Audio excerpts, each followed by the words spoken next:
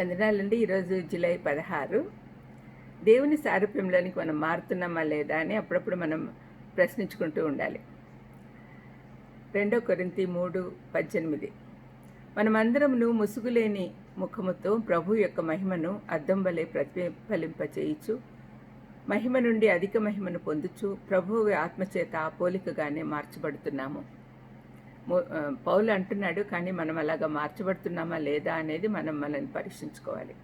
పరిశుద్ధాత్మ చేత విశ్వాసులందరికీ ఇవ్వబడిన మహిమ మోషే అనుభవించిన మహిమ కంటే గొప్పదైనదిగాను మహిమ నుండి అధిక మహిమలోకి వెళ్తుందని పౌలు చెప్తున్నాడు.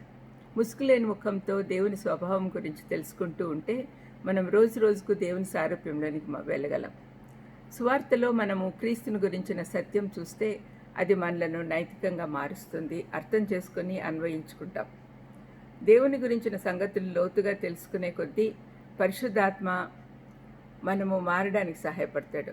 ఆయన సారూప్యంలోనికి వెళ్ళుట అనేది అంచెలంచెలుగా జరుగుతుంది. ఆయనను గురించి తెలిసే కొద్దీ ఆయనకు దగ్గర అవుతాం. ఆయన సారూప్యంలోనికి మారాలనే ఆశ కలుగుతుంది. మనం నిజంగా దేవుని సారూప్యానికి మారుతున్నామో లేదో తెలుసుకునే దానికి కొన్ని ప్రశ్నలు మేము ముందుంచుతున్నాను. యథార్థతతో జవాబు చెప్పుకోండి. మొదటిది, దేవునికి దగ్గరగా ఉండాలని దావీదు లాంటి కోరిక కలిగి ఉన్నారా? దావీదు ఎల్లవేళ దేవుని సన్నిధిలో ఉండాలని, ఆయన మందిరంలో ఆరాధించాలని కోరుకున్నాడు. దానివల్ల తనకు సమాధానమో ఆనందమో దొరుకుతుందని ఆయనకు తెలుసు. కొన్నిసార్లు మనం సంపూర్ణంగా మనల్ని మనం సమర్పించుకోలేకున్నాం. చాలా విషయాల్లో రాజీ పడుట వల్ల దేవునితో సాన్నిహిత్యం పెంచుకోవడానికి వీలు కలగడం లేదు. మనకు సంపూర్ణ సమర్పణ ఉందా లేదా అని మనల్ని మనం ప్రశ్నించుకోవాలి. రెండవది, బైబిల్లో దేవునితో సాన్నిహిత్యం గురించి వ్రాయబడిన పోలికలు మీకు అర్థమవుతున్నాయా? దావీదు అన్నట్లుగా దుప్పి నీటి వాగుల కోసం ఆశపడినట్లుగా నేను నీ వాక్యం కొరకు ఆరాటపడుతున్నాను అన్నాడు. అటువంటి దాహం మనకుందా? ప్రతి మాట క్రియ మనల్ని దేవునికి దగ్గరగా తీసుకెళ్తున్నాయా అని ఆలోచించాలి.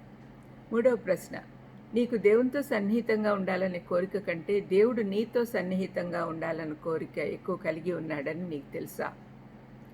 పాపులను వెదికి రక్షించడానికి ఈ లోకానికి వచ్చాను అని ఆయన స్వయంగా చెప్పాడు. జక్కయ్య విషయంలో ఈ సత్యము ఆయనే చెప్పాడు కదా. వాళ్ళ ఇంటికి వెళ్ళినప్పుడు మనం వెతుక్కున్నా ఆయనే మనల్ని వెతుకుతాడు. నాలుగవది, నీ జీవితంలో పరిస్థితులు ప్రతికూలంగా ఉన్నప్పుడు దేవుడు మనకెప్పుడూ మంచే చేస్తాడనే విశ్వాసము నీలో ఉందా?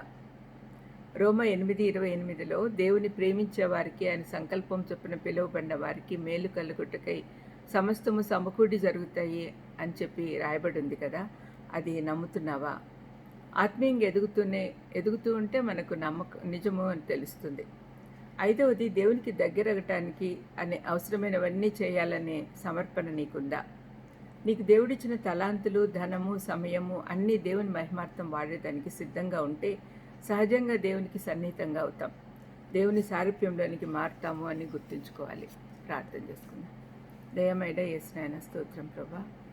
తండ్రి, దేవుని సారూప్యానికి వెళ్తున్నామా లేదా అనే సంగతి మమ్మల్ని మేము ప్రశ్నించుకునే అవకాశం మాకు ఇవ్వండి. యథార్థతతో జవాబు ఇవ్వడానికి కూడా సహాయం చేయమని యేసుక్రీస్తు నామములో వేడుకుంటున్నాను తండ్రి. ఆమేన్. God bless you.